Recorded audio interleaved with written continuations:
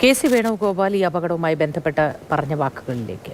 തുറവൂർ മേൽപ്പാത നിർമ്മാണവുമായി ബന്ധപ്പെട്ടുണ്ടായിരിക്കുന്ന അപകടം അങ്ങേയറ്റം വേദനയുണ്ടാക്കുന്നതാണ്. ഇത്തരമൊരു അപകടം ഏത് സമയത്തും ഉണ്ടാകുമെന്നുള്ള പേടിയിലായിരുന്നു നമ്മളെല്ലാവരും.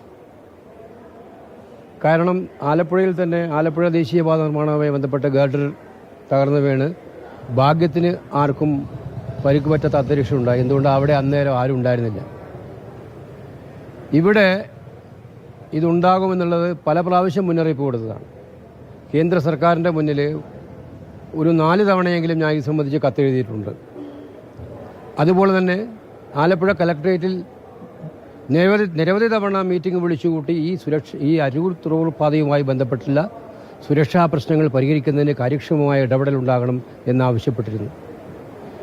നമുക്കെല്ലാവർക്കും അറിയാം, ഈ ദേശീയപാത നിർമ്മാണം കേരളത്തിൽ എല്ലായിടത്തും നടക്കുന്നത് കൃത്യമായ രീതിയിൽ സർവീസ് റോഡുകൾ പൂർത്തിയാക്കാതെയാണ്.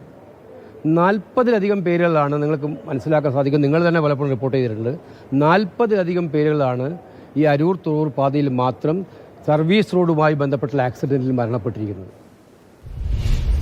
നിരവധി പേർക്ക് അപകടം സംഭവിക്കുന്നു, പരിക്ക് പറ്റുന്നു. ഇതൊക്കെ സാധാരണമായി നടന്നുകൊണ്ടേയിരിക്കുന്നു എന്ന ഒരു വിചാരം ഈ ദേശീയപാത അതോറിറ്റിയുമായി ബന്ധപ്പെട്ടവർക്കും ഇതിൻ്റെ നിർമ്മാണ പ്രവർത്തനങ്ങൾക്ക് നേതൃത്വം നൽകുന്നവർക്കും ഉണ്ടോ എന്ന് മനസ്സിലാവുന്നില്ല.